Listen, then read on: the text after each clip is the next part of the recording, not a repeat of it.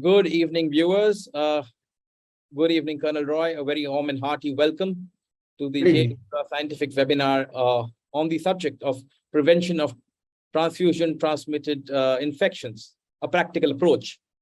Now, this is a subject that's very close to our heart, but sometimes I believe other diseases take precedence over the last couple of years. Now, Colonel Roy here, we are very pleased to have you with us, sir. Permit me to give a small introduction, a short introduction. Colonel Roy today is here with us. He is currently the Vice President, Operation and Quality at Spice Health in Delhi.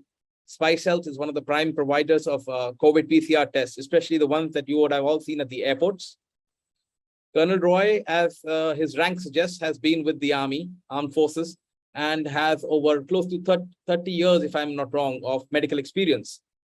He is an MD in medical microbiology and bacteriology and holds a double PhD in both virology and life sciences. I believe today being World Student Day and also the birthday of our late President, Dr. Kalam, it's a good day to share some learnings. And as we say, we are students of life and we never stop learning. With that, I would like to hand over the podium. Colonel Roy, all yours, sir. Thank you very much. Thank you very much. At the very outset, I must confess that I am not a double PhD. I am a PhD from the Jadavpur University, National Institute of Cholera and Enteric Diseases on life sciences. And my subject was retrovirology, that is HIV studies, which I finished sometimes around 2007. So yes, I guess that there is a lot of visitors to this webinar, and at the very first thing, I must thank you, the entire team of JMitra, that you have given me this opportunity. And yes, you are absolutely right that there is a lot of interest, a lot of companies, a lot of doctors, a lot of virologists, and a lot of NGOs are working towards this conundrum as to how to get more blood, how to save lives, and on the same issue, how to make the blood that is going to the patient absolutely safe, because the ramifications are just too much. And I guess that we do have to think out of the box on many issues. Testing is one, there will be other things also. So I will go one by one on that. And so let me start with a little bit of disclaimers. That is, all of you are here. This is not an academic lecture per se. And of course, there are no commercial interests, no specific test systems or technologies are being promoted. Having said that, I must confess that the entire issue of blood safety has been now there for almost 25 years. And I would say that this 2K has been very, very important from the point of view of licensing of blood banks, standardizing protocols, giving a lot of ideas, guidelines, both on the world front as well as nationally. And we do have in India a program that is called the Hemovigilance program.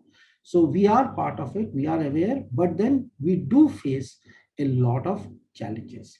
So while I have been making these slides, I have very generously borrowed my knowledge from these three documents. The first document is a WHO document, and mind you, this document was created almost about 10 years back. And it was when it was created, and whatever they said in this is still very, very valid. Similarly, we have an Indian document also by the National AIDS Control Organization, which gave very, very comprehensive guidelines about setting up of blood storage centers, how to test them, what kind of manpower is to be there, what kind of licensing has to be there, and all things that is important. And it is very similar to the WHO document. Now, of course, there's another document, that is the document on the blood banks and transfusion services by the American Association of Blood Banks. And there visibility is from the point of view of a very high-end blood donation system. Now, we may not be able to follow all of them, but then that definitely gives us an idea that what is something which we should opt for or we should go in for. So with that, I will just go ahead with the talk. Basically, it is going to be some ideas that I want to give, something that which I read because the subject is voluminous. Now, I would like to start with that. What are our gaps in blood safety? And of course, talk a little about the extent of the problem that we are facing. Then, of course, we'll go towards the infectious agents that can cause a problem with us. What are the screening protocols, the kind of technologies we have, and later we will talk about something called the donor risk assessment. And no talk is complete without talking a little bit about the newer advances and how they are going to help. Now, newer advances need not always be technology based. Even a new idea is a newer advance. So we may have newer advances within the framework of whatever we have. So let's talk from those angles.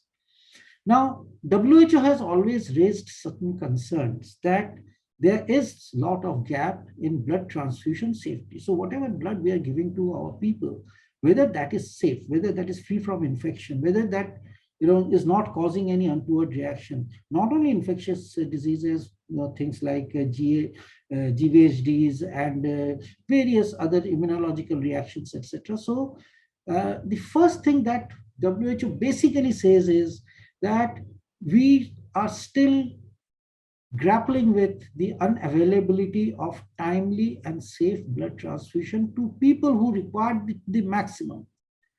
Now, it appears that worldwide, there are 120 million units of blood is donated, and 42% of that is in the high-income countries, developed countries. Unfortunately, only 16% of the global population is living in those countries. So their donation systems are very good. A lot of people come for donations, but the people who actually require the blood, that is the rest of the 84% people, there is not sufficient blood in these countries, the resource poor countries, because of various reasons. So that is a major concern. Second concern that WHO always says is that despite a lot of guidelines, every country having their policies and political will, etc., but still the screening for HIV, hepatitis B, hepatitis C, and syphilis, these are still inadequate when we really talk about the quality system requirements. Testing may be done, but whether it is being done exactly as per the quality system requirements, that's a question that requires to be answered and also asked.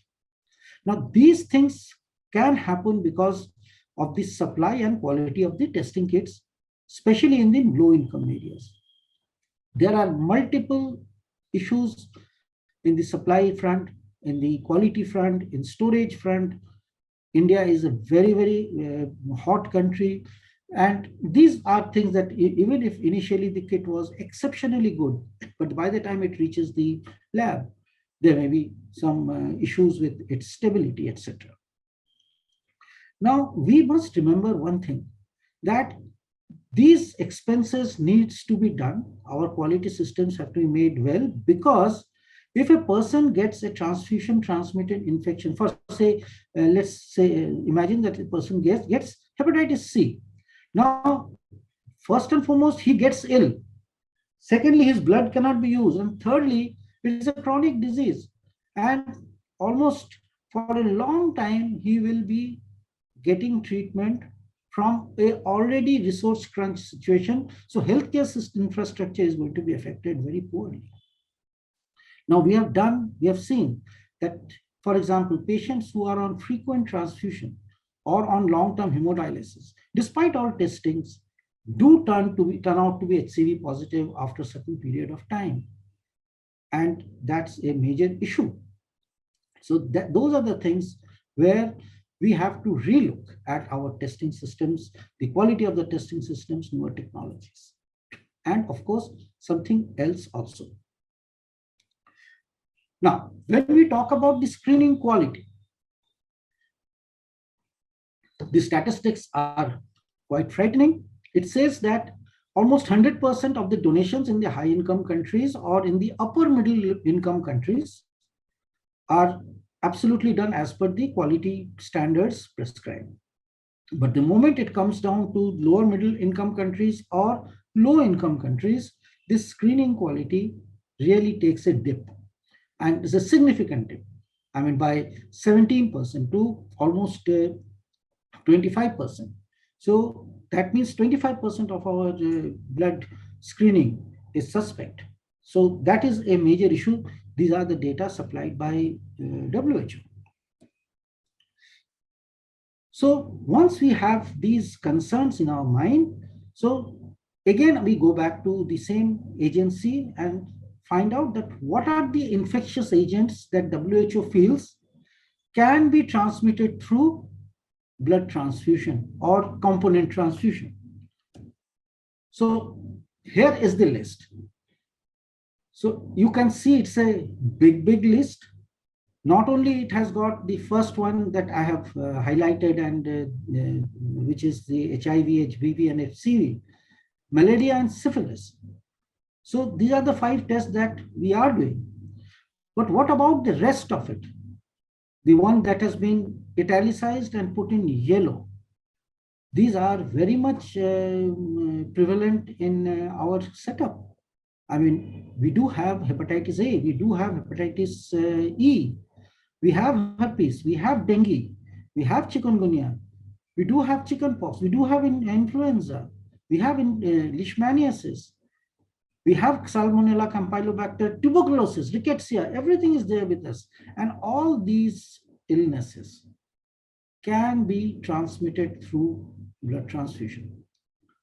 Therefore, apart from probably, babesiosis, Lyme's disease, or maybe yaws or something like that, or prion disease, everything is there, but we are not screening for all these tests, and these are the organisms which can get transmitted. So we have a major issue, major problem. Now, question is that what is the peculiarity of these organisms? Which are the agents of transfusion transmitted infections. So first and foremost, that all these agents have a capability to survive in blood or in their components for a very long period of time. In fact, it is not very clear that how long they can survive, but yes, they can survive for a long time, at least for a considerable period of time. And these do have an effect on the stability of the whole blood and also the blood components.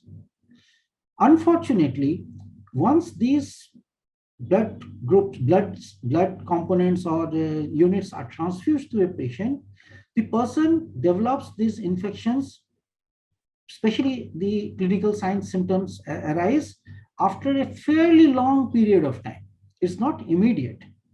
So by the time he develops it, a long period has passed. So not only it comes late in a patient who has been transfused with a infected blood, but also how to catch these, because the donor from which we are taking could be in an asymptomatic phase or may have very mild symptoms. And in our country where replacement donation takes place, a person comes to donate blood for his relative or his friend or something. Many times we do overlook these important things, that whether he is ill or not. And there's a lot of pressure because blood is immediately required. As long as somebody doesn't donate blood, a blood bank doesn't issue more blood for the relative who requires the blood.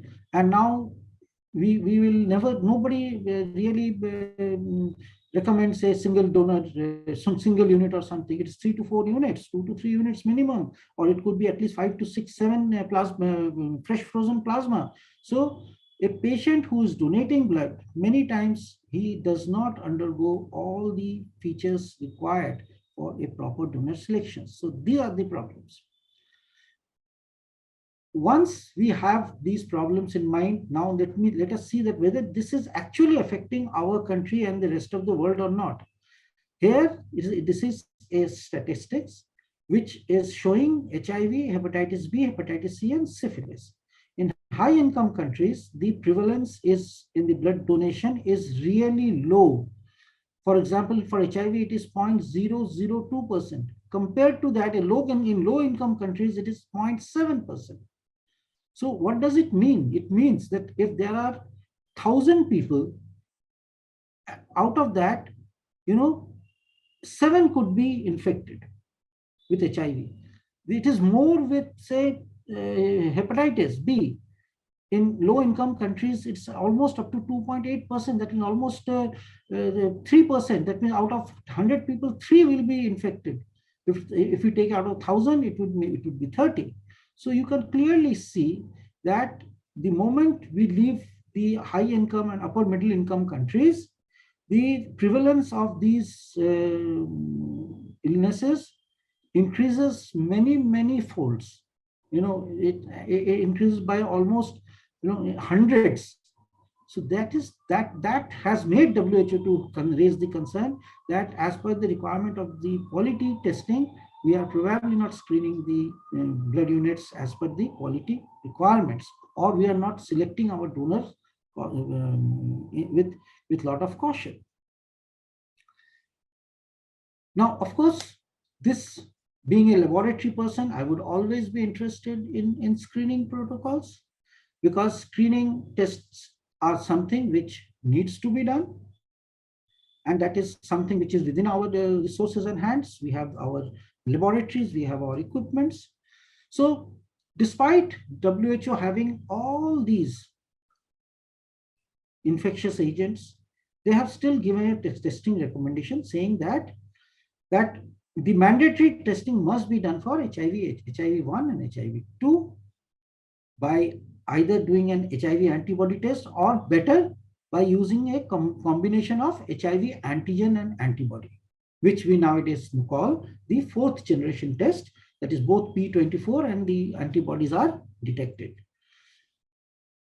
Same kind of testing recommendation is given for hepatitis B. That is, they have asked for screening of surface antigen. Hepatitis C, again, it is a antibody-based test. Again, we have got a 4th generation test for that. It is an antigen antibody test combinations, which improves the sensitivity significantly.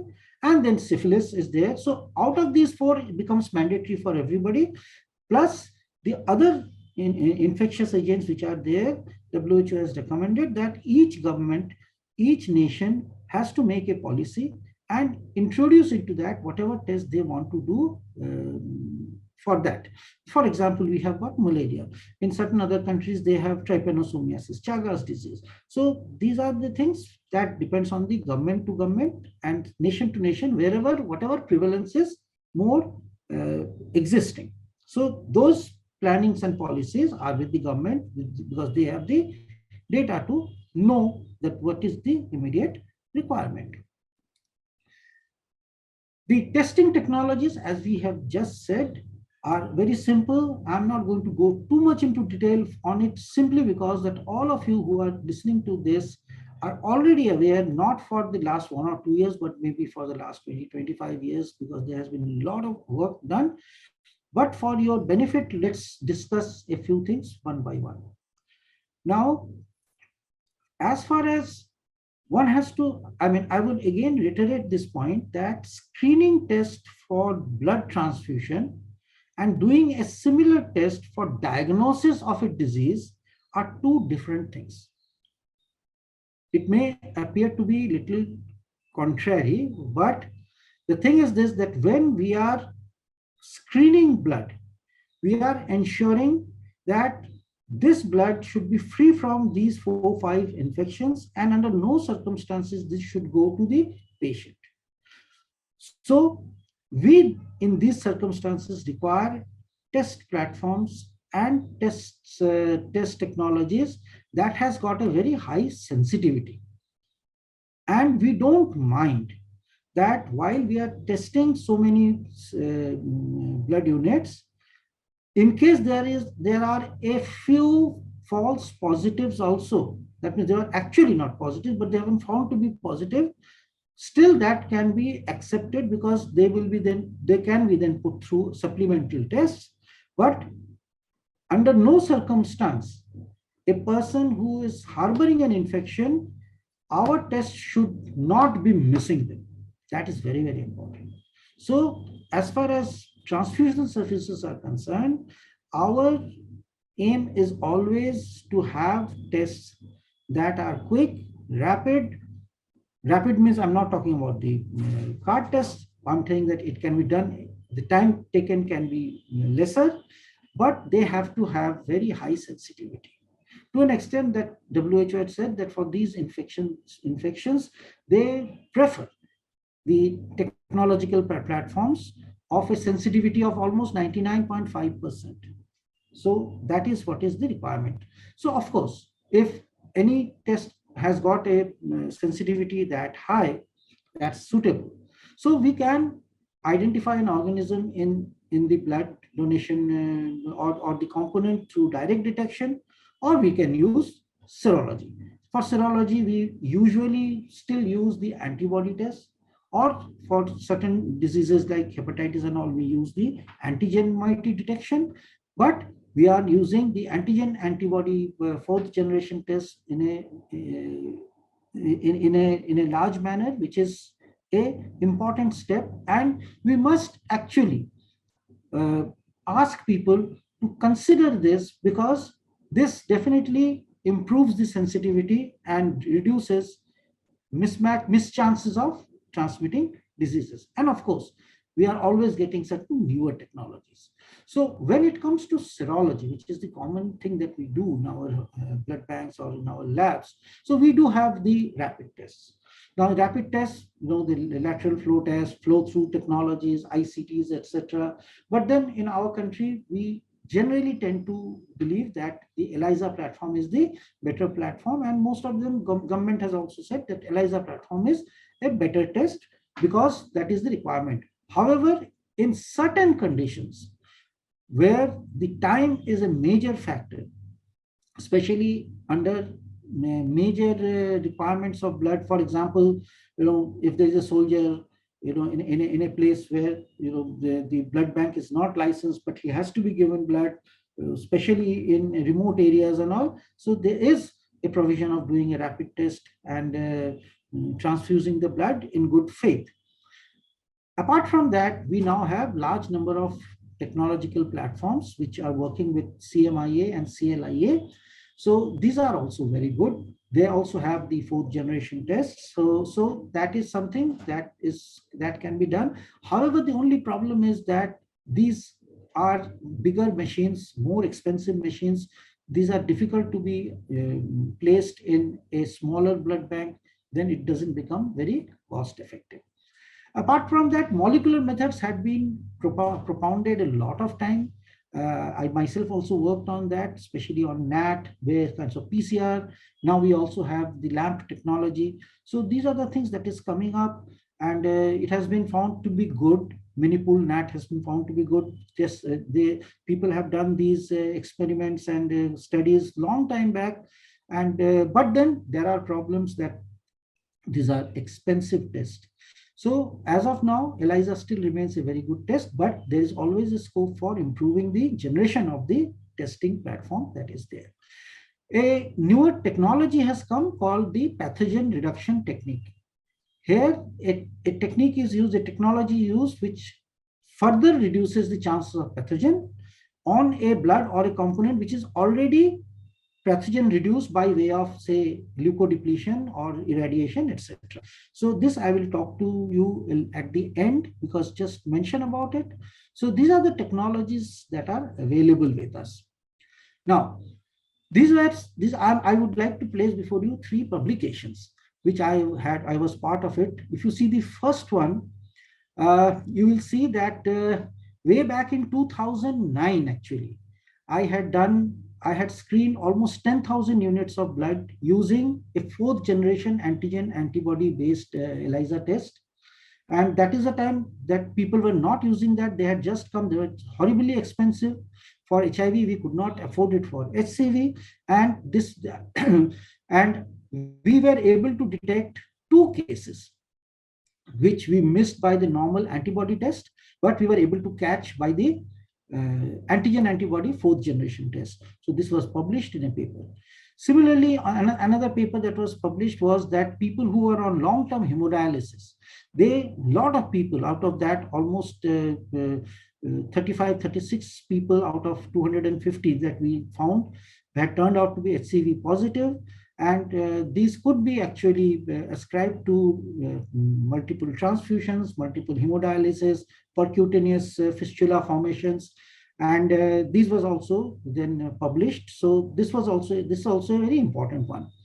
And the last one was that in a CMIA platform, we found that in case of HIV, because of the signal to cutoff ratio was so low that many of them, which were more than maybe one is the cutoff, but whichever was coming more than one was also had to be declared as positive. But subsequently, when we did a PCR on that and we did other tests, they turned out to be a false positive. So there are a number of things that can happen in the scientific world. We got to have the ideas that what all can go wrong. So these are the 3 publications pertaining to testings that I had published. So I wanted to share with you. Now, once you have done the test, there are still challenges in releasing this blood. A large number of blood banks do impose a quarantine. Now, why this problem arises? That because you might miss an infection because the patient was on that window period, or there could be some problem with the assay because the assay sensitivity is low, or there may be a technical error. So there is all these possibilities. Secondly is that there are a lot of emerging infections for which screening is not available or effective. Like Zika came, COVID has come, dengue has come. So now what do we do? These are large number of cases are happening. So we are not screening all the blood donors for dengue or for Zika or for maybe influenza or something, but they can. Second point is that the donor may be infected with an agent which we miss during the donor selection, or we do not routinely test them for this particular disease. For example, say monkeypox. We had number of cases of monkeypox. So are we screening them for monkeypox? We are not. Okay. So the chances may be too low. Government takes a decision on this because these are all very expensive. So that is a major issue. So from that point of view, what I want to say and what the world now believes is that parallel to improving our technology, improving our test technologies, going on to various kinds of 4th generation, 3rd generation, CMIA or NAT, the donor selection process has to be very, very comprehensive. If that doesn't happen, then we are going to lose out. So this is where I would really come back to all of you. That is the donor risk assessment. So again, I go back to this particular slide. Here what we see that we have almost about 448, maybe about 20-21 odd individual illnesses, agents which can cause disease. Many of them are present in low-income countries. At least hepatitis is there, dengue is there, chickenpox, salmonella, tuberculosis, of course, is there, rickettsia is there. So these are there. In fact, there was a lot of study done at, if I'm not wrong, at Vellore, on the hantavirus. That is also present in southern states called the Thottapalayam virus. So it was done and it was found. CMV. Now we cannot start rejecting blood if the CMV comes positive. Almost 90% to 90 to 95% of entire Indian population has been exposed to cytomegalovirus, and we do carry the IgG for that. So these are very, very difficult decisions to make. although blood donation is a organ donation, but then what to do? So here, what's the important thing is that donor selection has to be very, very good. Way back in 2012, considering that there was a time when if a person was told that he says that he was having jaundice, then he was permanently rejected for blood donation. But over the period of time, people have realized that in some cases you have to accept, otherwise we are going to reject a lot of people. So these were certain recommendations for hepatitis B, which people said that okay, committees have accepted that. So these were pertaining to past history of hepatitis B. They gave a timing of 12 months. Sexual contacts of individual who had hepatitis B, again, a time frame was fixed. Household contacts who were immunized against hepatitis B and were anti-HBs positive, but they were not having active infection. These people, if the donor was staying with them, he was accepted for blood donation. So a lot of acceptance has been made using a lot of evidence data, which makes it still quite safe. And in some cases, they gave recommendation for deferment.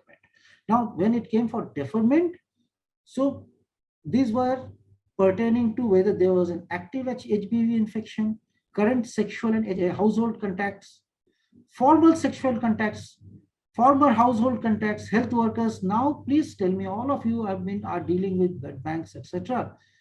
Do you ask everybody all these questions? I don't think we are doing it. And this is only for hepatitis B.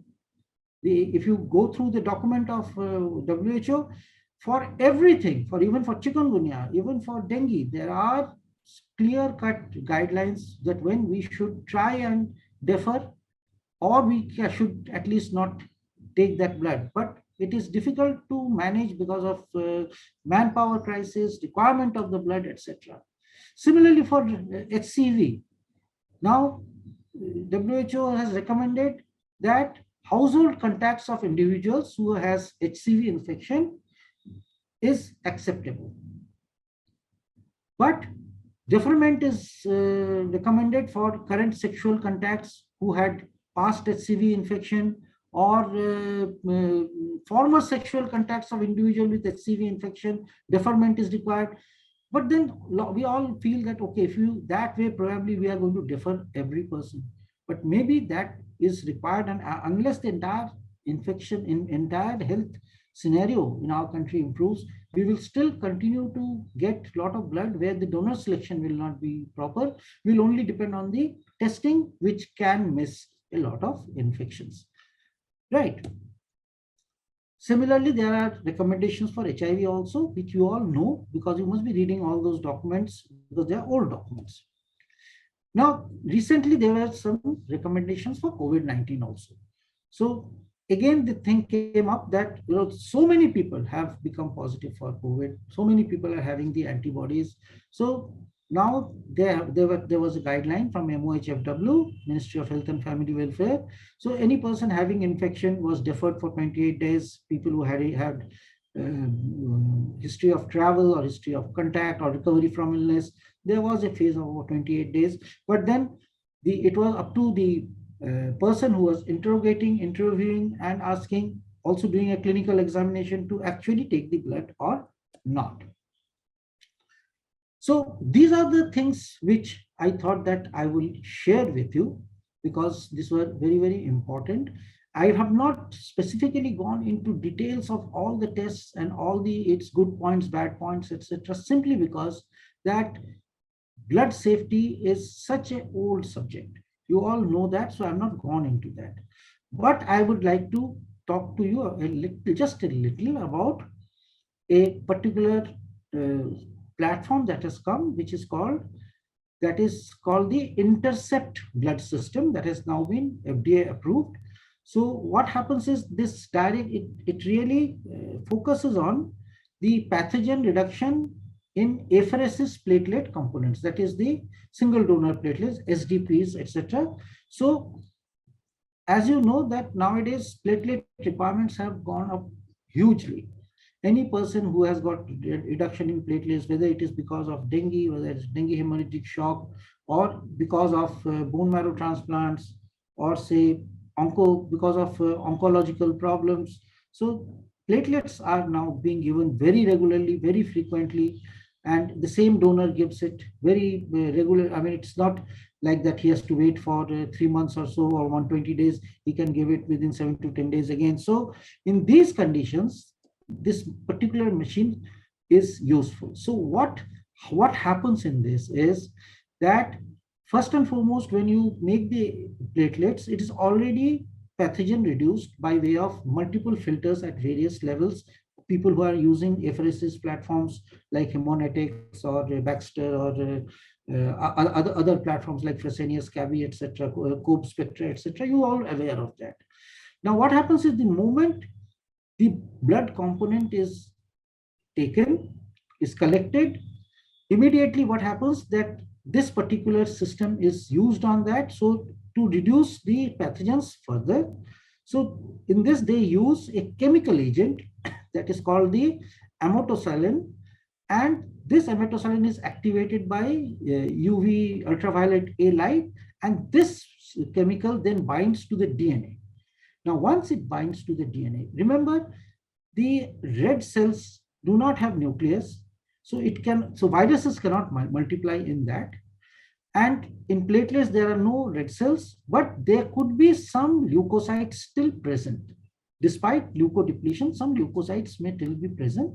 So once that leukocyte is there, the moment the DNA is fixed and is damaged and destroyed, the viruses cannot further, or the other pathogens cannot further multiply in that. So it is a system that reduces it further, and it prevents DNA replication. And this is effective against viruses, bacteria, parasites, and protozoa. Now, what is the benefit of this pathogen reduction, etc.? So this materially reduces the risk of transfusion transmitted infections.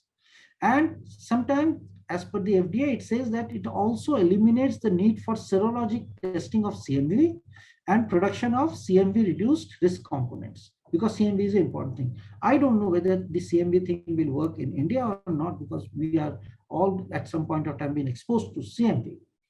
This apparently also eliminates the need for further irradiation, which is done to prevent the transfusion associated graft versus host disease. And it has been seen that these platelets, which has been pathogen inhibited or pathogen reduced, it protects the recipient from developing sepsis and especially the Zika virus infection. So to finally say, I would say that we are still way off from ensuring the perfectly safe blood. Technology may help.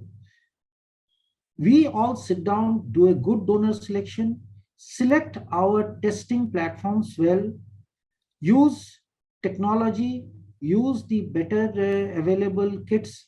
Maybe if we have to do the ELISA test, maybe we can think about bringing in the 4th generation tests in a much more wider fashion. And nowadays, a very high quality 4th generation test for hepatitis B is also available. HBsAg is also available.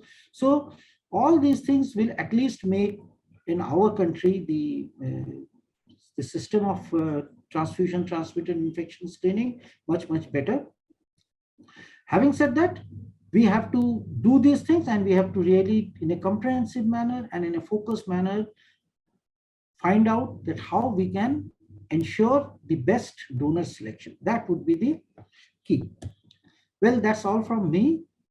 Thank you very much. And if there are any questions, I'd like to answer.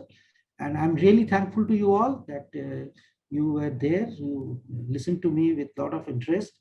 I know these are not very easy topics to talk about. Thank you. Thank you very much again. Thank you very much, Colonel Roy. on behalf of everyone watching it, because this is a webinar after all, I believe that you covered, you took us from the starting, from point 0 to point 100, and of course, time constraints being in place, we couldn't delve into the depths or do a deep dive into some of the subjects. But I think you hit the nail on the head when it comes to saying choosing the right donors, because there's no shortage of donors in India. It's just that the right donors are not there, which means normal people don't go out there and donate blood.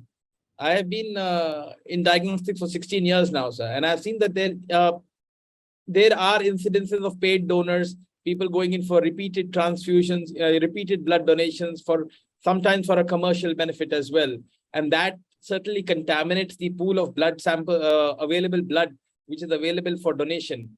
And even the document that you referenced, the state blood transfusion SBTC NACO guidelines, that's been there since, it's almost 2 decades old. It's a 2007 or a 2008 document. Absolutely. So, I think what we need out here is, it took one pandemic to make us rethink a lot of things out here, especially on the healthcare front, especially in diagnostics. And I think we need to do a rethink, in my opinion. I'd love to know your opinion on this. We need to do a rethink on our entire, blood safety guidelines that are currently in place. There are very few states, if I may name one, like Rajasthan, for example, where it is now mandatory by the order of the High Court to do 4th generation testing of HIV, HBsAg, and HCV in all government and private blood banks. But that's one state out of 27. So, what do you think? Just a couple of pointers I need from you on how we can probably influence thought processes out here before we have a bigger crisis on our hands. I think you are right. It is I think government of Rajasthan has taken a good stand on this issue, and I am quite sure that because you see, ELISA method as a standard method is something which has been there for a very long time, and our technical staff in various blood banks, etc., they have been quite used to this particular technique.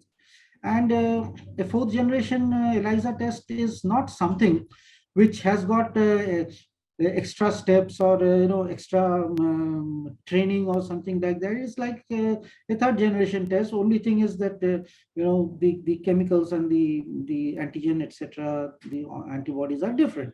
So I think that's a good idea. Secondly, what you are rightly saying, that unless the blood bank has got sufficient blood donors from a pool which is not connected with another patient's requirement. For example, a blood donation should happen irrespective of the fact that whether that blood is immediately required for a patient or not. Of course, that blood is not given, but then people do feel that my relative is not well, and the blood bank is saying that unless you get 4 units of blood, that means 4 donors. Many of them may have had an accident in a village and has come to Delhi or something. Where will he get the donors? So the blood banks nowadays are not storing sufficient blood because of these problems, because donors are not coming forward, except a few states actually, where I've seen in West Bengal, where the donation rate in adult population is almost 80-85%, and also in Maharashtra. Rest of the places, the motivation to the donors, I'm sure various state governments are trying to do, the NGOs are trying to do, but somehow there is a lot of reticence amongst the male population to donate blood.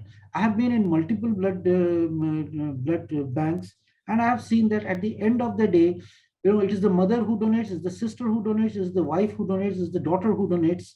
But many times the male folk are just move out of that place saying that, I will get weak or something like that. And the ladies also actually insist that, please do not take out that 350 ml from my son, because he will become weak or something like that. So there is requirement of a major shift in mental levels. Mind has to change. Otherwise, you will never get good blood. Yes, till that doesn't happen, we have to improve our technology, we have to improve our testing. And as you can see that it's way back in 2009, which is how much now, 13 years back, I had introduced fourth generation test for HIV in my blood bank at Command Hospital, Lucknow, and the paper was published. So yes, I am fully in favor of it. So there were a couple of questions that came in from the audience, if I have your permission. Sure. A gentleman wrote in that a blood bank can outsource a TTI testing to private labs. Are there any guidelines to stop that kind of practice? Well, it is always desirable that all the testings should be done in the lab itself. That is, I think, requirement of the licensing agent. And if the licensing agent permits outsourcing of blood, outsourcing of test to another lab, that has to be actually documented.